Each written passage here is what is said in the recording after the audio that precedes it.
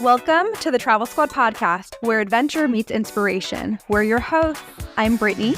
I'm Kim. And I'm Jamal. Together we explore international destinations, hike epic national parks, and share unforgettable travel experiences with you, one passport stamp at a time. Our mission is to inspire you to travel by showing you how you can make it work no matter your budget, schedule, or experience level. We bring you along so that you can laugh, get excited, and start planning your own trip. So grab your ticket and your passport. And don't forget your travel insurance. And get ready to embark on a new adventure with us around the globe. Hey, Squaddies! Travel Squad Podcast is back with Just the Tip, a new Friday mini episode series where we give you quick travel stories, hacks, and recommendations to set you off into the weekend right. Today you have me, Brittany, as your host, and we're going to talk about the pros and cons of booking independent tours. So independent tours are trips where the main components of the trip are booked for you. Usually this means your flights, hotels, and sometimes transportation like train or rental car. But there is no direct oversight or professional guide or a tour company that accommodates you. It's just you and the group that you book with. So you plan all of your own activities and dining, but sometimes the independent tours offer suggestions on things to do with the time that you're there. Independent tours differ from guided trips or tours because for those, you show up and every aspect of the trip is planned for you. Your flights, hotels, activities, transportation.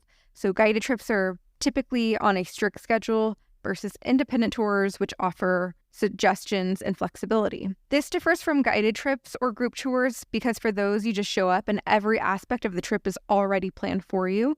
Your flights, your hotels, your activities, your transportation. Guided tours are also on more of a strict schedule versus independent tours, you're on your own schedule. So I'm going to give you a few examples of both the independent tour and the guided tours that we've done because maybe you've listened to some of those episodes. So independent tours, if you've listened to our episode on Costa Rica or Rome, both of those trips were independent tours.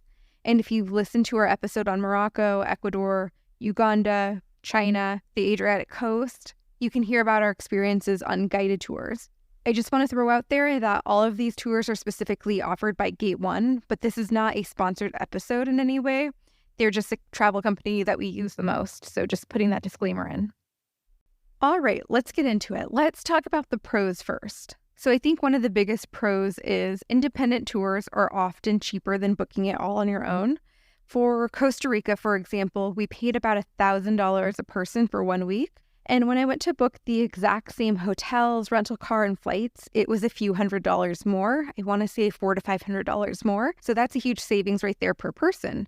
I mean, that's anywhere from $800 to $1,000 for Jamal and I. Independent tours also give you less to think about and plan. So it's a really good option if you're too busy to plan a full trip on your own, or you don't want to do the research on where to stay or think about how long your trip is going to be because it's already set. So you really can't move those dates at all. They're already set in stone. The hotel's already picked for you. So you have the transportation and lodging already taken care of for you. I've noticed this for both our Rome trip and our Costa Rica trip. The independent tour offered different tiers or hotel. So for example, they had like a plan A or a plan B, and they had different hotels. And so plan B, for example, was a little bit more expensive, nicer hotels.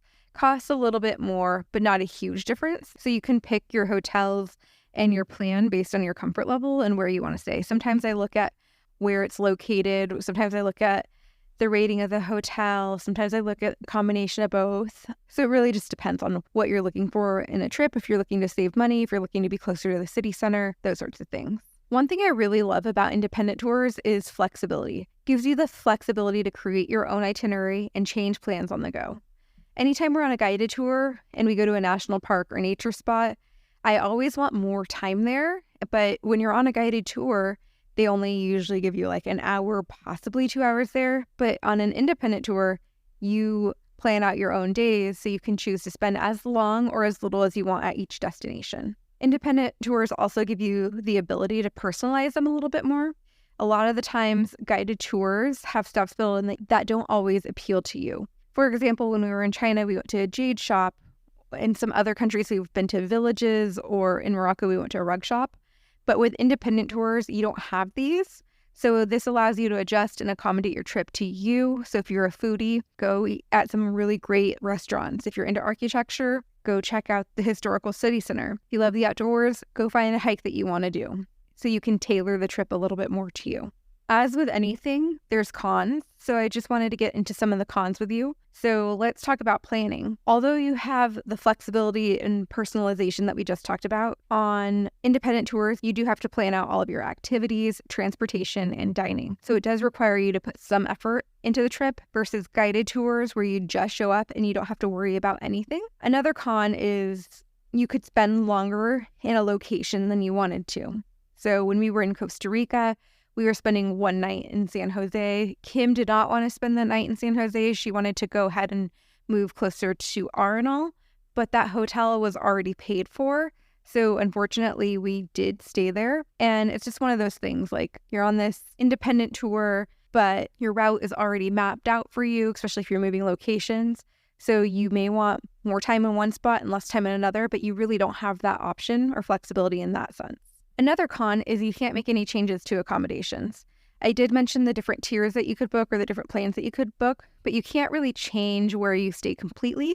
So if you were eyeing a specific hotel in that area or how long you wanted to stay there, you really can't change that.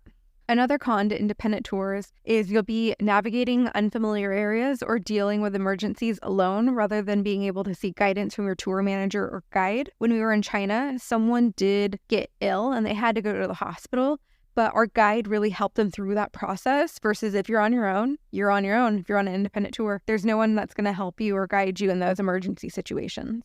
So another con is there's a potential for higher costs. I know we talked about there's also potential for lower costs, but here's the other side of it. When you're on guided tours, all of the entrances to sites are usually often included and are usually bought with bulk purchasing power. When you're on your own, entrances to national parks and activities may be at a higher cost to you since you're buying them independently. Also with guided tours, you may go to things that are slightly out of the way, but the transportation is fully covered. And if you were on an independent tour and wanted to see that same thing, you may have to pay more to get there to see it. So just keep that in mind. The last con that we're going to talk about for guided tours is the limited guidance.